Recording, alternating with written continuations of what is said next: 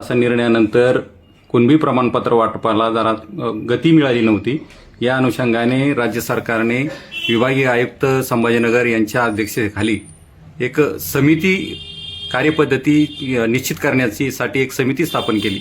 यावर आपली काय प्रतिक्रिया? नाही, सरकारनं देऊन द्यायचं ना तर हे आधीच करायला पाहिजे होतं. इतके दिवस विनाकारण छळ काय करायचा समाजाचा? गोरगरिबांच्या ॲडमिशनचा प्रश्न राहतो, गोरगरिबांच्या नोकरीचा प्रश्न राहतो. गोरगरिबाच्या जीवनाशी भावनेशी सरकारनं खरंच खेळायला नाही पाहिजे. फडणवीस साहेबांनी मोठ्या मनानं जी आर काढला ना, त्याला शिंदे साहेबाचा पण सपोर्ट आहे. तर मग तुम्ही का अडवणूक का करायची?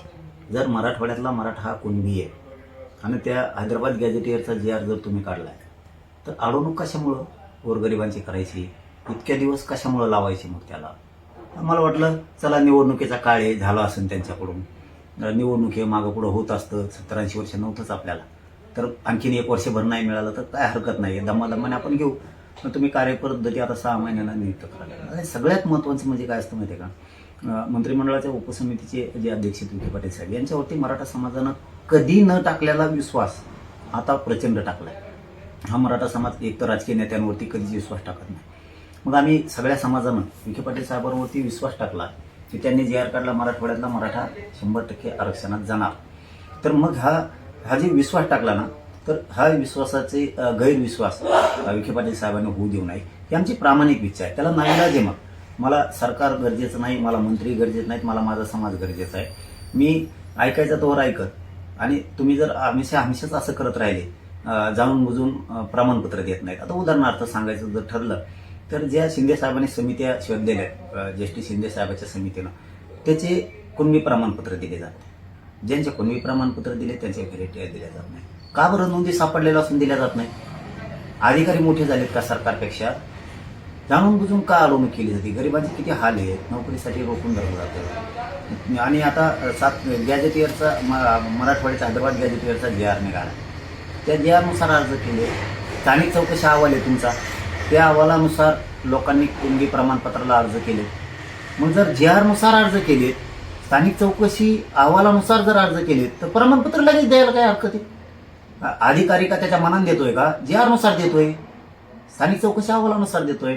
हे जाणून बुजून कुठेतरी मराठा समाजाची पिळवणूक करण्याचं काम सुरू आहे. मराठ्यांच्या भविष्याशी, गोरगरिबांच्या लेकराच्या अस्तित्वाशी खेळण्याचं काम सरकार करायला लागले. या पुढच्या काळात तरी त्यांनी करू नये. नसता मला नाविलाजानं जून महिन्यात उपोषणाला बसावं लागणार आहे, कारण जून महिन्यात ॲडमिशन असतात पोरांचे.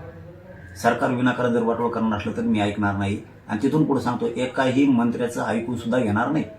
हे विखे पाटील साहेबांनी लक्षात घ्यावं. समाजाने तुमच्यावर विश्वास टाकलेला आहे, त्या विश्वासाला सार्थपणानं खरं भरण्याचं काम विखे पाटील साहेबांनी केलं पाहिजे.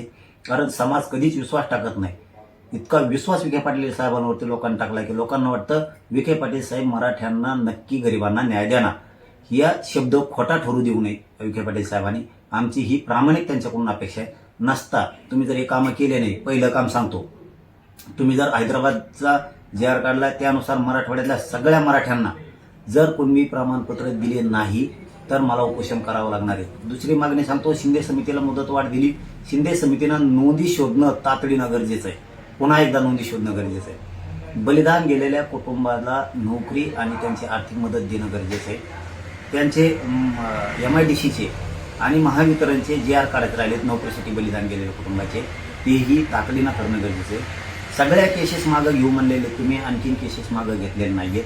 तीही विषय तुम्हाला तातडीनं मार्गी काढावा लागणार आहे. सारथीच्या शिष्यवृत्ती पोरांना मिळत नाही आहे. परदेशातल्या पोरांच्या अडचणी आहेत. महामंडळाचे परतावे थांबलेत.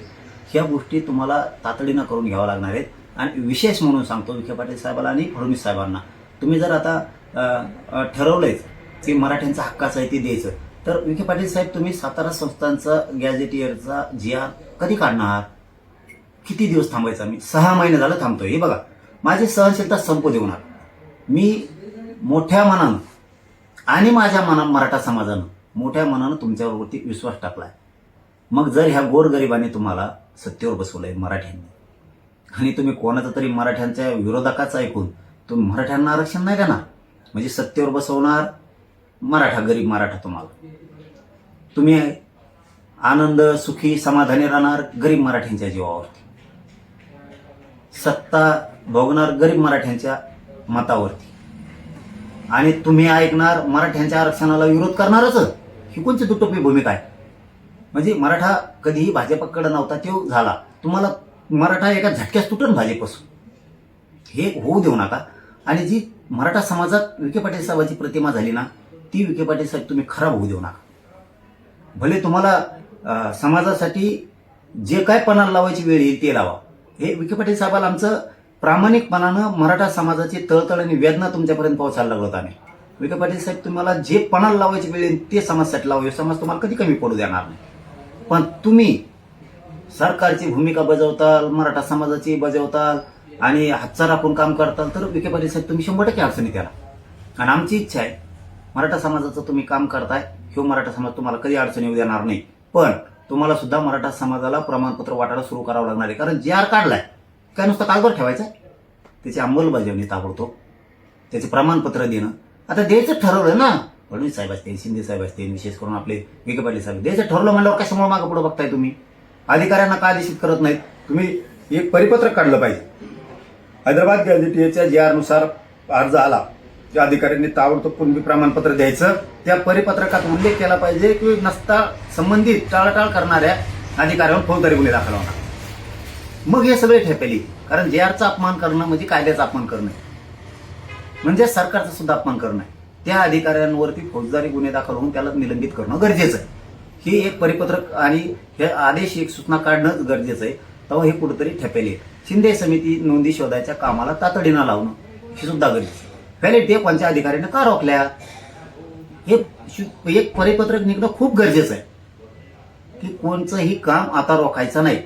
पश्चिम महाराष्ट्रातला सातारा संस्थान, कोल्हापूरचं गॅझेटियरचं, पुणे औंधचं गॅझेटियरचं जे आर काढून आहे ना आमच्या हक्काचं तर देऊन टाकणे. तुम्ही सगळ्याचीच मनं धरणार. तुम्हाला मराठा पण पाहिजे पक्ष वाढवायला, सत्तेसाठी. तुम्हाला मराठ्याच्या आरक्षणाला विरोध करणारा पण पाहिजे. मग आम्ही मराठे का येडे का?